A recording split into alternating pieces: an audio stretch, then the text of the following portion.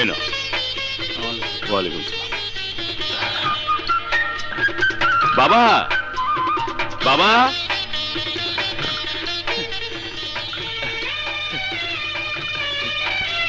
মা, বাবা মুরাদ, বাবা মুরাদ, চাচা, বেঁচে থাকো বাবা, বেঁচে থাকো। কি হয়েছে বাবা? যা হবার তাই হয়েছে। মানে? আমাদের বয়স বেড়েছে।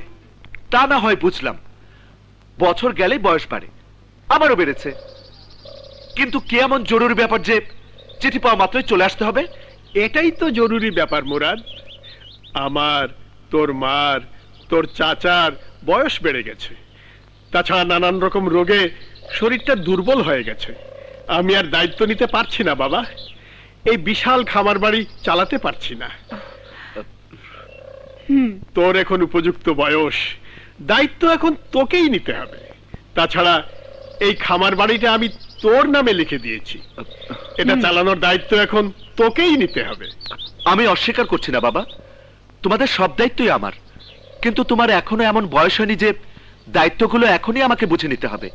2-3 বছর পরে নিলেও কোনো অসুবিধে নেই। অসুবিধা আছে মুরাদ, তোর বাবা যখন এখানে খামার তৈরি করেছিল তখন আশেপাশে কোনো খামার ছিল না। তোর বাবার সাফল্যে এখন চারিদিকে অসংখ্য খামার। ওইসব খামার মালিকদের অনেকেই এদিকে লোভের দৃষ্টিতে তাকিয়ে আছে, নানান ছলে ধ্বংস করতে চাইছে তোর খামার বাড়ি, গ্রাস করে নিতে চাইছে। কারা ওরা? তোর আর আমার মতোই মানুষ, কিন্তু স্বার্থ হাসিলের জন্য তারা এতটা ভয়ঙ্কর হতে পারে যে আমার একা শক্তিতে কুলাবে না। তাই এখন থেকে তোকেই দায়িত্ব নিতে হবে মুরাদ। তোর বাবার দায়িত্ব তো তুইই নিবি, কিন্তু আমার দায়িত্ব তোকেই নিতে হবে। তোমার আবার কিসের দায়িত্ব মা? তোর খন্দকার চাচাকে তো মনে আছে? হ্যাঁ মনে আছে। অনেক করে বললাম আমার সাথে থেকে যা, খামার বাড়ির একটা অংশ তোকে লিখে দেই, কিন্তু বন্ধুর কাছে ঋণী হতে চাইলো না। ভাগ্যের চাকা বদলাতে ভাবি আর মেয়েদের নিয়ে সে লন্ডন চলে গেল। কি হয়েছে খন্দকার চাচার? আয় বাবা আয়। ক্যান্সারে আক্রান্ত হয়ে মারা গেছে। মারা যাবার আগে সে আমাকে যে কথা দিয়েছিল তা বলে গেছে মেয়েদেরকে। বাবার দেয়া কথা রক্ষা করতে তাই এক মেয়ে চলে এসেছে আমার কাছে। কোথায়? ঘরে। এবার আমার কথা রক্ষা করার পালা মুরাদ। কখন কি হয়ে যায় বলা তো যায় না। বাবা যা হাত মুখ ধুয়ে বিশ্রাম নে, তারপর তৈরি হবে। আজ রাতে তোর বিয়ে। বাবা যাবার সময় খন্দকার খুব ভেঙে পড়েছিল, দেশের মাটির মায়ায় কাঁদছিল, কিন্তু তখন কোনো উপায় ছিল না। আমার যদি 2 ছেলে থাকতো তাহলে তার 2 মেয়ের সাথে আমার 2 ছেলের বিয়ে দেবার কথা দিতাম, কিন্তু কপালে নাই। তুই আমার একমাত্র ছেলে, তাই খন্দকারের এক মেয়েকেই ছেলের বউ করার কথা দিয়েছিলাম। আগে কেন বলনি? একবারও ভাবনি তোমার ছেলে বড় হয়েছে, কথা সেও দিতে পারে।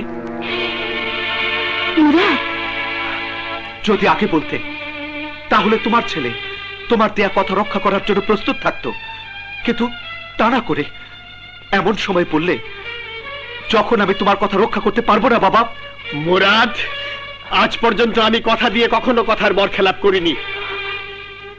আমাকে মাফ করে দাও বাবা, আমার মুখের দিকে তাকিয়ে একবার হলেও তোমাকে কথার বরখেলাপ করতে হবে বাবা।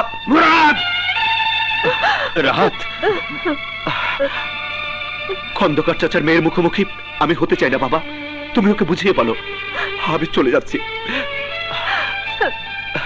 মুরাদ, মুরাদ শোন, মুরাদ যাস রে বাবা।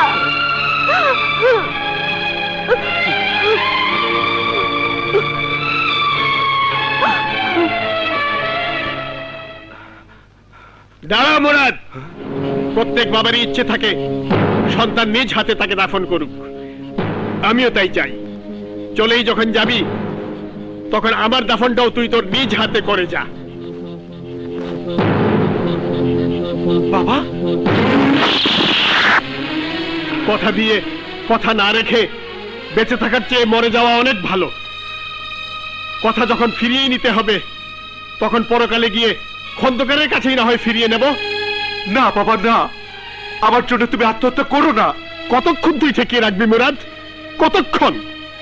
বাবার দেয়া কথা রাখতে যে মেয়েটি লন্ডন থেকে আমার কাছে ছুটে এসেছে, কথা রাখতে না পেরে আমি তাকে মুখ দেখাতে পারবো না। কতক্ষণ তুই ঠেকিয়ে রাখবি? ঠিক আছে বাবা, ঠিক আছে, তোমার দেয়া কথাই ঠিক থাকবে বাবা। আমি আর ফিরে যাব না বাবা, তুমি বিয়ের আয়োজন করো। মুরাদ, বাবা, বাবা আমার, বাবা, বাবা।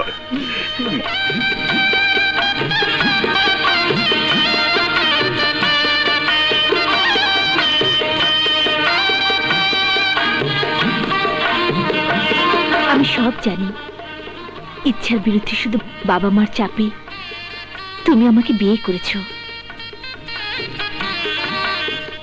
যদি মন থেকে মেনে নিতে না পারো, কোনো দাবি করব না। যা হবার তা হয়ে গেছে রানী, ভাগ্যকে ফিরিয়ে দেবার কোনো উপায় নেই।